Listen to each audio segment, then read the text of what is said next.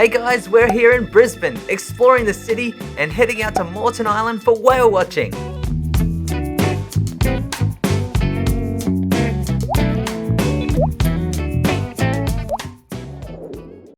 The first thing I need in the morning is definitely coffee. This spot is called Intersection Project, which brings together coffee from Coffee Anthology, pastries from The Whisk, and brunch dishes from Fika. It's so hard for us to go past those amazing looking pastries. So first off, we decided to try a raspberry Danish. Now judging by the looks, the presentation was 10 out of 10. And the filling wasn't too sweet, which I actually liked. The pastry was beautifully flaky, but the butter in between those pastry layers wasn't as strong as I'd hoped. For the hot dishes, we had chicken and waffles and Eggs Benedict. The Eggs Benedict came out on top of a croissant with 2 big mushrooms, plus spinach, braised leeks and a dill hollandaise. The flavours work so well together, rich and buttery from the croissant, earthy from the mushrooms and creamy from the sauce.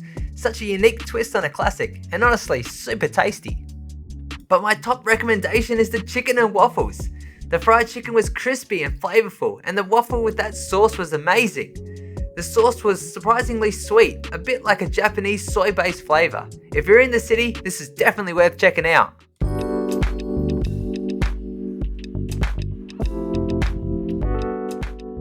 On weekends, Brisbane has plenty of markets, each with their own charm and highlights.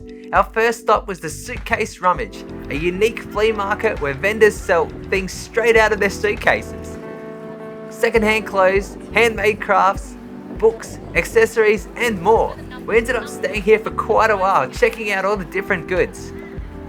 Next we headed to another market, the Riverside at the Gardens Market, located right next to the City Botanic Gardens. We love the relaxed vibe here, strolling through this little urban jungle. There are also plenty of food stalls here to check out, but we were still stuffed after brekkie. After the markets we visited the Star of Brisbane, the city's casino complex. Upstairs there's a free area you can explore with stylish bars and restaurants. The rooftop has a beautiful garden atmosphere where you can enjoy the sunshine and city views. But it also has this terrifying glass walkway. Pretty scary, right? It's about 100 meters from the ground below, not for the faint of heart. But for those looking for a bit more of a chilled out atmosphere, there was a great outdoor area with beanbags to relax and watch the footy. Not a bad place to spend the afternoon. And by the time we left the Star, the sun was already setting, so we walked across the Neville Bonner Bridge towards South Bank. Now this was my second visit to Taro's Ramen, and this time they happened to have a free noodle refill promotion. Of course, I had to order the chicken karaage, crispy on the outside and juicy, tender on the inside. It's such a perfect appetizer, especially when dipped in that yummy mayo. Now for the ramen, and yes, this is the portion of the free noodle refill. The noodles are handmade in-house, giving them a unique texture and flavour. We ordered the classic tonkotsu ramen, which is definitely a level above your average ramen place. We also tried the spicy tonkotsu ramen, which actually isn't spicy, but it had a nice chili aroma.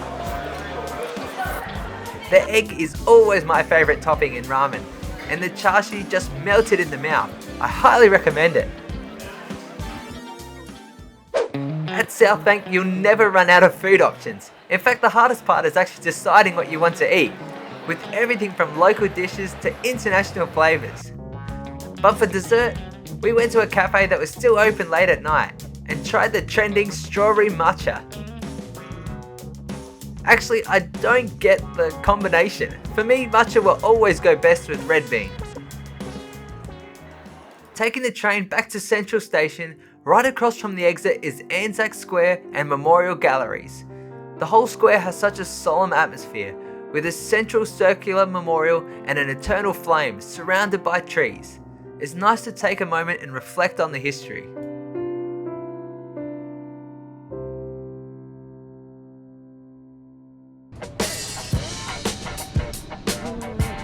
Hi, morning. Today we joined a whale watching tour. The departure point was from Pinkenba in the city, and after about 30 to 40 minutes we arrived at Moreton Island.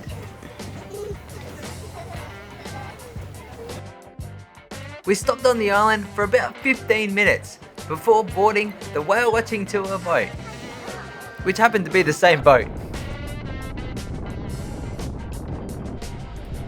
Shortly after boarding, lunch was served. It was just a simple lunchbox with a chicken salad and a mini kind of hamburger, more like a sandwich really. The crew kindly reminded us that if you're prone to seasickness, it's better not to eat and skip the lunch. Not long after leaving the island and that lunch, we spotted our first whales. At first it was just a spout in the distance, but soon we were treated to a full-on tail slaps, even a breach or two. The whale season here runs from June to October, and during June and July, whales migrate north from Antarctica. Usually younger whales and mothers with calves are the first to arrive in Queensland's waters.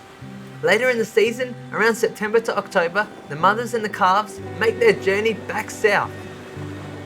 Today was one of those really lucky days, and they came so close. Everyone was up and about taking photos. This group of humpbacks stayed right near our boat, resting, playing, rolling around, and even peeking up above the water to get a look at us. I wonder who is entertaining who here.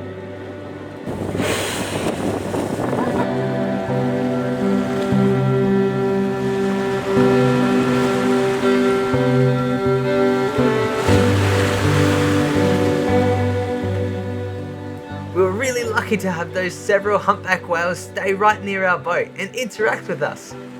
Being able to see the whales so close is an unforgettable experience. It's one thing to read about their migration or see them in a doco, but witnessing their sheer size and gentle nature right in front of you is on another level. Moments like these really make you appreciate how special the oceans are and how important it is to protect them.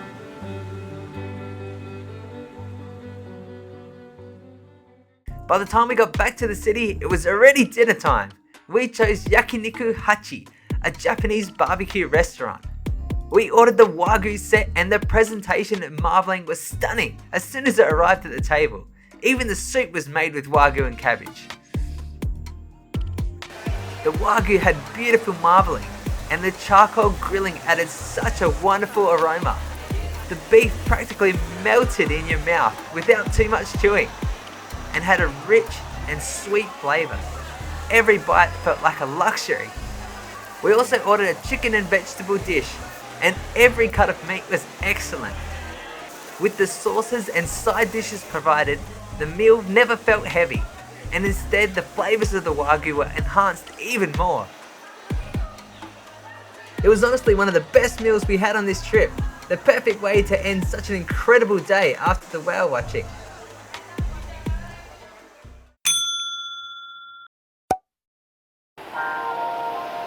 On our third day, we continued exploring the city and discovered so many good places to eat.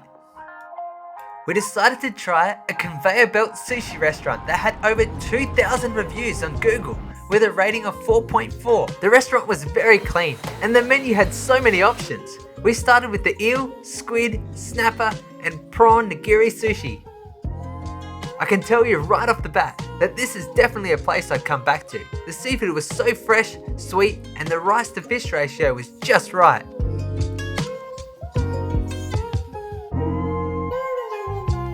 Their agadeshi tofu was also super delicious.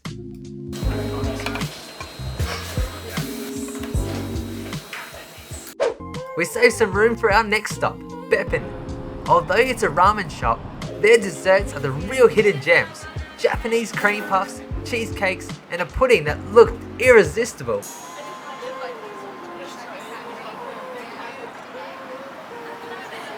The interior felt just like a cozy shop in Japan. It looked small from the outside, but actually had quite a few seats inside. The first thing we tried was the Matcha cream puff, paired with red beans and mochi for extra texture, and also filled with that decadent cream. Of course, in the ramen shop, we had to try the ramen too, and surprisingly good. Unlike Taro, this one focuses more on the broth, which was so light and clean that you could actually drink it. The meat itself was leaner though, and paired with their unique house pickles, it was just perfect. In the afternoon, we joined the clock tower tour at Brisbane City Hall, one of the city's most iconic landmarks. Built in 1930, the exterior is grand and imposing, though we did spot some quirky bin chicken art installations. Inside, the central auditorium is just as impressive, with a massive dome ceiling. The building also houses the Museum of Brisbane, which is free to visit and showcases the city's history, art and contemporary culture. The clock tower tour is completely free, but it's best to book online the day before since spots are limited. You ride up a vintage hand-operated elevator up the tower. Press the button for the floor you want, hold down the handle, releases the brakes. Away we go. We are now heading for level 10. Along the way, you can see the inner workings of the clock. Stop in Frankfurt, so plane landed. Yeah, so each clock face, 4.8 meters. Largest analog clock in Australia.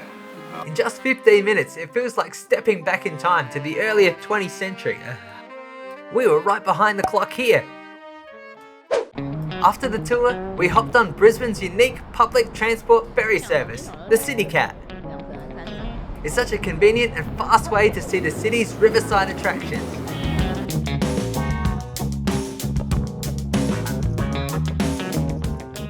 Our destination was on the other side of Story Bridge. The bridge is not only an important transport link, but it's also famous for the adventure activities it offers. You can actually climb up the top for panoramic views of the city, especially stunning at sunset.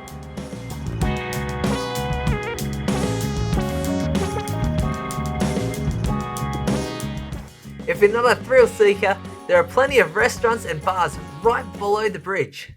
The outdoor seating areas are so inviting, perfect for sitting back, enjoying drinks, and taking in the views.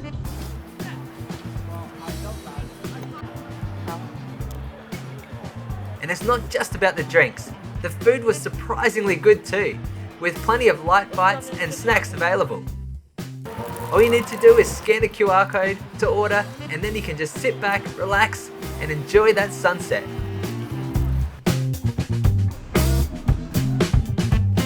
There are also many dining options available along the riverside, so it's a great spot to enjoy dinner. Pairing your meal with the illuminated Story Bridge at night, isn't that just breathtaking?